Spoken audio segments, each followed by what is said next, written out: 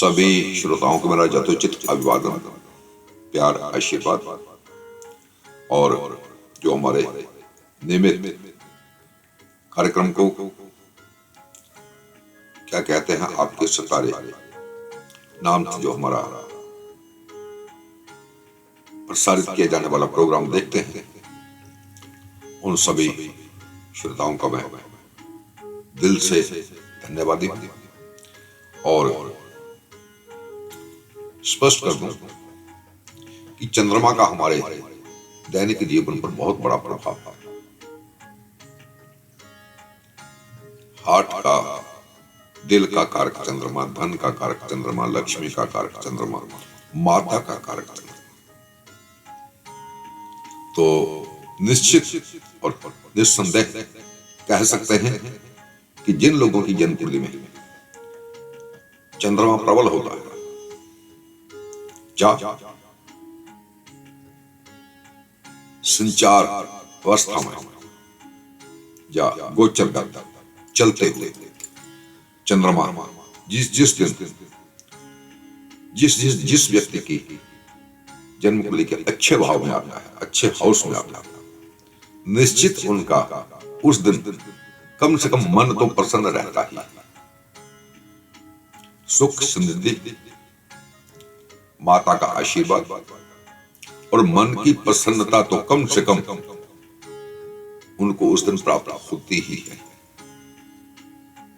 मन के हारे हार और मन के जीते जीत। तो जो हमने पूर्व जन्म में कर्म किए हैं,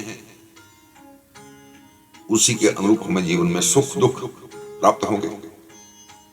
और ऋषि जनों का, विद्वत जनों का, हमारे पूर्वाचार्यों का ये मानना है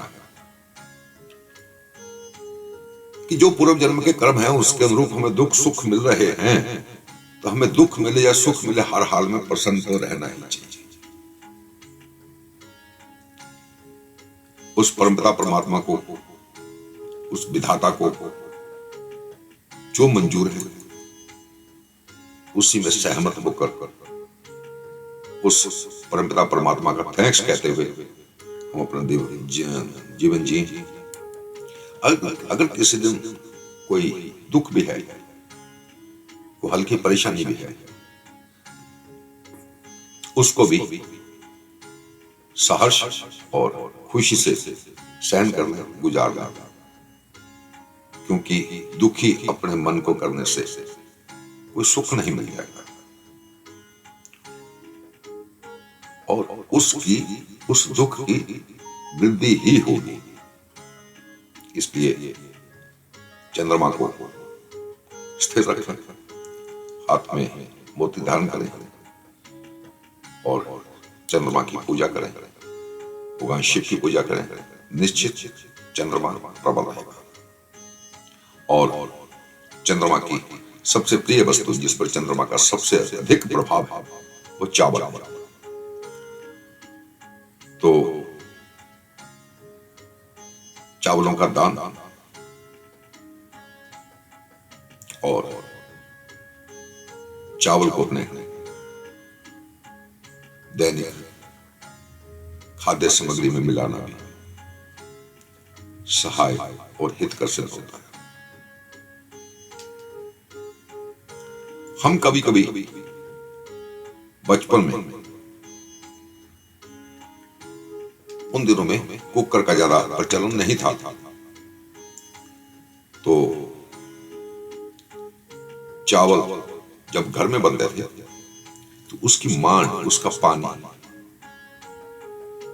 वो हमें हमारे घर के बुजुर्ग कभी कभी थोड़ा थोड़ा पीने के लिए देते थे।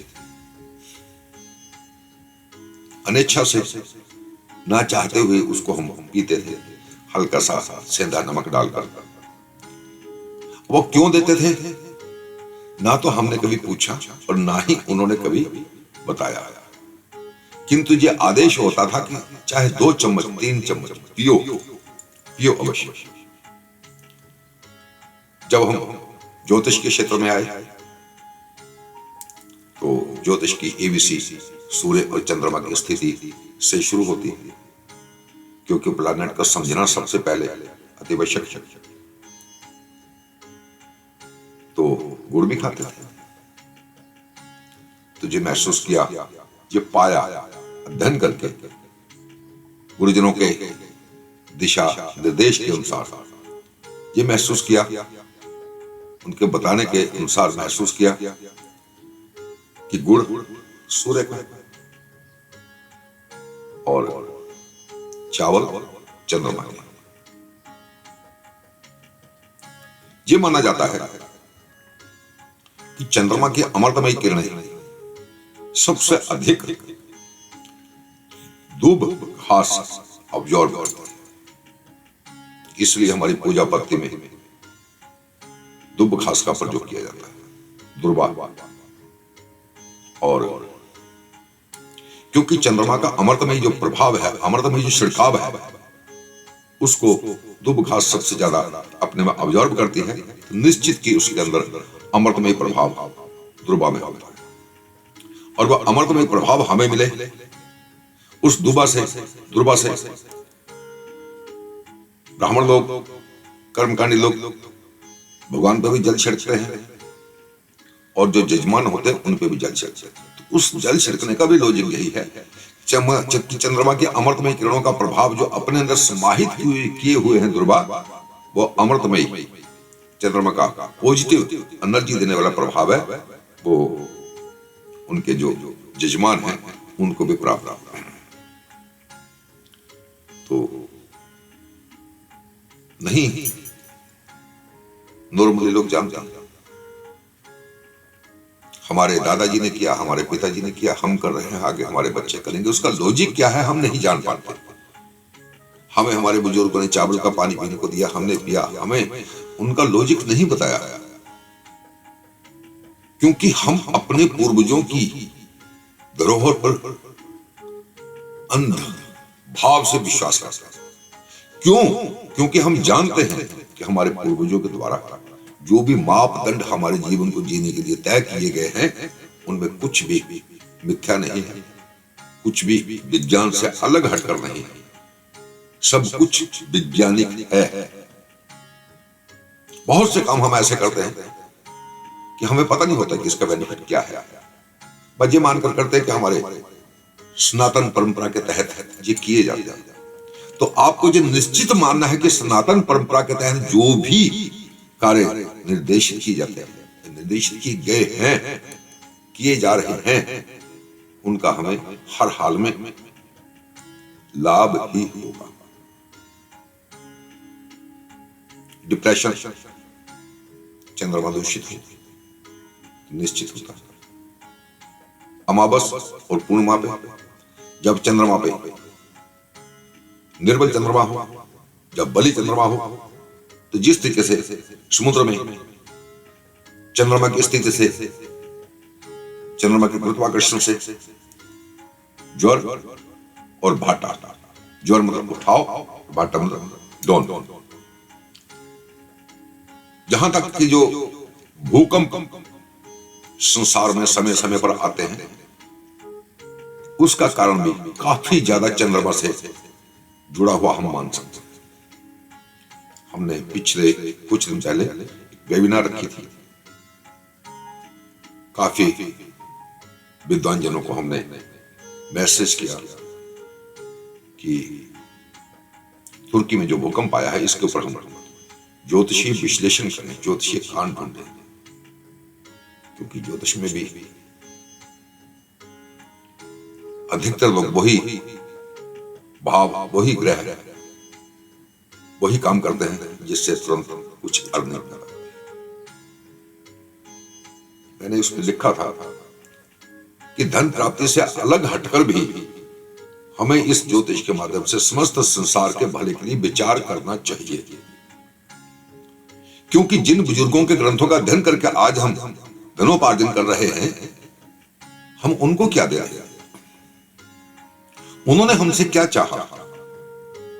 उन्होंने कहा, किस ग्रंथ में लिखा कि हम आपके लिए ज्योतिष की रचना कर रहे हैं और इसके बदले में आप हमें ये दे? कुछ नहीं मिला, निस्वार्थ भाव से उन्होंने ग्रंथों की रचना करी। पृथ्वी से बैठे बैठे चंद्रमा की दूरी, सूर्य की दूरी, जुपिटर की दूरी, शनि की दूरी, उनकी गति, उनकी स्थिति, उनकी मेंटालिटी को स्टडी करके हमारे लिए संजो के रख लिया। क्या मांगा उन्होंने हमसे? कुछ नहीं मांगा। हम अगर उन बुजुर्गों के लिखे ग्रंथों पर आधारित होकर अपना जीवन यापन कर रहे हैं तो हमारा भी कुछ फर्ज बनता है कि हम आने वाले टाइम के लिए, आने वाली पीढ़ियों के लिए, आज के प्रवेश में क्या हम देख रहे हैं उसका निष्कर्ष निकालकर उनके लिए रखें। एक थोड़ा सा टाइम धन से अलग हटकर, अपने स्वार्थ भाव से अलग हटकर, अपने धनोपार्जन से अलग हटकर भी कुछ थोड़ा सा टाइम एक्सपेंड करें। मेरा इस चैनल को प्रसारित करने का मकसद धन कमाना नहीं है। क्यों? मैं जो जानता हूं कि ईश्वर के पास गज और कैंची है, अगर मैं ज्यादा कमा लूंगा वो कैंची से नाप कर काट लेगा, और कम होगा तो नाप कर और दे देगा। कर्म करना इंसान का फर्ज है, इसके साथ में निस्वार्थ भाव से काम करना भी हमारा धर्म है। क्योंकि सनातन की बेस, सनातन की बुनियाद ही यह है कि सर्वे भवन्तु सुखिनः सर्वे सन्तु निरामयाः। हमारा आज का जो विषय है चंद्रमा की अमृतमय किरण, चावल, मोती, चांदी। अक्सर ये देखा गया है कि पूर्णिमा के दिन जिन बच्चों का जन्म होता है वो इमोशनल होते हैं। अमावस के दिन जिन बच्चों का जन्म होता है, जिनकी जन्मकुंडली में सूर्य के साथ में चंद्रमा होते हैं, वो जल्दी डिप्रेशन में चले जाते हैं। मानसिक रोगों का मूल कारण ही चंद्रमा है। मानसिक रोगों के मूल में चंद्रमा ही कारण मिलता है। जिन निश्चित है कि जिस समय हमारे ग्रंथों की रचना हुई, जिस समय ज्योतिष की रचना हुई, उस समय एक सामाजिक स्ट्रक्चर हमारा अलग किस्म का था। किस किस्म का था? कि संयुक्त परिवार थे। अगर किसी परिवार पे थोड़ा हल्का दूषित प्रभाव है ग्रहों का, तो दूसरे सदस्य का अच्छा तो एक पूर्ति हो जाती थी, चल जाता था, काम सबका चल जाता था। अब सेपरेटेशन हमारे परिवारों में व्याप्त हो चुका है। पृथकवाद हमारे परिवारों में छा चुका है। उस स्थिति में पति पत्नी दो है, अगर उनका समय अच्छा हुआ तो दोनों मौज लेंगे, और अगर दोनों का समय खराब हो गया तो दोनों डाउनफॉल में चले जाएंगे, डिप्रेशन में चले जाएंगे, दुनिया भर की परेशानी। तो चंद्रमा जो हमारे हार्ट से नीचे, जो 70% हमारे शरीर के अंदर पानी है, तो हार्ट के नीचे जितना जल है, जिस तरीके से समुद्र के जल को चंद्रमा उठाता है, इसी तरीके से हमारे शरीर के अंदर जो पानी है उसको चंद्रमा अपने गुरुत्वाकर्षण से ऊपर को खींचता है, जिससे हमारा हार्ट प्रेशराइज होता है और हमें इमोशनलनेस होती है। और जिस समय वो डाउनफॉल में जाता है तो हमें डिप्रेशन होता है। तो मेरा सभी ज्योतिषियों से भी अनुरोध है कि आओ इन नए विषयों पर भी कुछ विचार करके समाज को, आने वाली पीढ़ियों को कुछ इस संसार से विदा लेने से पहले संजो के रख लें, ताकि मात्र अपने बुजुर्गों की हुई कमाई का ही हम अपने भरण पोषण के लिए प्रयोग न करें, आने वाली पीढ़ियों के लिए हमारा क्या फर्ज है उसको भी थोड़ा सा निभाएं। एक एक प्लैनेट पर हम चर्चा अक्सर करते हैं। आज का चर्चा का जो प्लैनेट था वो चंद्रमा था। तो मेरा जो अपना मानना है कि जिनका चंद्रमा स्टेबल होता है, छठी, सातवीं, अष्टमी, नौवीं के दिन, दसवीं, एकादशी के दिन जिनका जन्म होता है, शुक्ल पक्ष में जिनका जन्म होता है, उनकी मेंटालिटी और होती है। कृष्ण पक्ष में जिनका जन्म होता है, उनकी मेंटालिटी और होती है। तो जिन तिथियों में चंद्रमा प्रबल होता है, उन दिनों जन्म लेने वाले जातक सदा स्ट्रॉन्ग और स्टिल विचारों के होते हैं। उनके ऊपर कोई इमोशनल या डिप्रेशन का चांस, उसको प्रकोप नहीं होता। और त्रयोदशी से शुरू होता है, त्रयोदशी, चतुर्दशी, पूर्णिमा, अमावस, पर्वत, पूस, ये 5 दिन लगभग इन दिनों में जिन बच्चों का जन्म होता है उनका चंद्रमा या तो अधिक प्रबल होने के कारण इमोशनल कर देता है, या डाउनफॉल होने के कारण डिप्रेशन इत्यादि की स्थिति में आदमी को ला देता है। तो इस स्थिति में मोती का धारण करना, चंद्रमा के मेटल चांदी का धारण करना, भगवान शिव की पूजा करना, चावल का सेवन करना, और विशेषकर चावल कुकर में ना बनाकर खुले बर्तन में बनाकर उसके पानी में सेंधा नमक डालकर प्रयोग करना अति हितकारी है। मैंने अपने जीवन में जिनका नीच का चंद्रमा है, नीच का मतलब बहुत से लोग इसका अलग अलग अर्थ निकालते हैं। नीच का मतलब कि वृश्चिक राशि में जब चंद्रमा होता है तो वृश्चिक राशि के स्वामी मंगल हैं, तो वृश्चिक राशि अग्नि तत्व राशि है, अग्नि तत्व जो प्लैनेट है, तो अमृतमय चंद्रमा जब अग्नि तत्व राशि में और उस राशि का ग्रह जो है ऑनर्स है मंगल, वो भी अग्नि तत्व, तो उस स्थिति में होता है तो चंद्रमा थोड़ा सा वीक हो जाता है, जिसको हमारी ज्योतिषीय भाषा में ये कह देते हैं कि वृश्चिक का चंद्रमा है, नीच का चंद्रमा है। नीच का चंद्रमा मींस निर्बल चंद्रमा। और विशेष करके जिन लोगों की जन्म कुंडली में वृश्चिक राशि का चंद्रमा है, अगर वो चावल का पानी भी डेली 4 चम्मच पिए तो 40 दिन के अंदर उनका चंद्रमा प्रबल हो जाएगा। आपने देखा होगा कि जिनका चंद्रमा वृश्चिक राशि जहां 8 अंक होता है, वहां अगर चंद्रमा है, 8 अंक में अगर चंद्रमा है, तो आदमी वो कुंठित रहेगा, सब कुछ उसके पास होगा, फिर भी वो मानसिक रूप दिल से किसी न किसी कारण दुखी रहेगा। और मैंने बहुत से लोगों को जिनका नीच का चंद्रमा है उनको कहा कि आप खुले बर्तन में चावल बनाएं और चावल के पानी में थोड़ा सेंधा नमक डालकर उसका सेवन करें, नियमित सेवन करें, और निश्चित लोगों को फ्री ऑफ कॉस्ट लाभ मिला, कोई फीस नहीं, फ्री ऑफ कोर्स मैंने ट्रीटमेंट बताया, उसको लाभ मिला। हम ये ना देखें कि किसी को शनि का भय दिखाकर उसके लंबे जोड़े शांति के उपाय बताकर मोटी रकम लेकर ही हम दूसरों को गाइड करें, नहीं। बहुत से लोग ऐसे हैं कि जो लंबे चौड़े उपाय नहीं कर पाते, उनको भी सुख चाहिए, उनको भी शांति चाहिए, उनको भी संपन्नता चाहिए, उनको भी आरामदायक जीवन चाहिए। तो ऐसे भी उपाय कुछ हैं जो इजीली किए जा सकते हैं और बड़ा अच्छा प्रभाव मिलता है। उन्हीं में से एक उपाय है चंद्रमा का। चावल का पानी, सेंधा नमक, मोती, चांदी, और सबसे अधिक आशुतोष भगवान शिव का चिंतन, मनन, उनके दर्शन हमारे चंद्रमा को प्रबल करते हैं। चंद्रमा को प्रबल रखिए, भोलेनाथ की कृपा से आपको सुख, शांति, संपन्नता, ऐश्वर्यता और मन को निश्चित प्रसन्नता मिलेगी। हर हर महादेव करें, हर हर महादेव।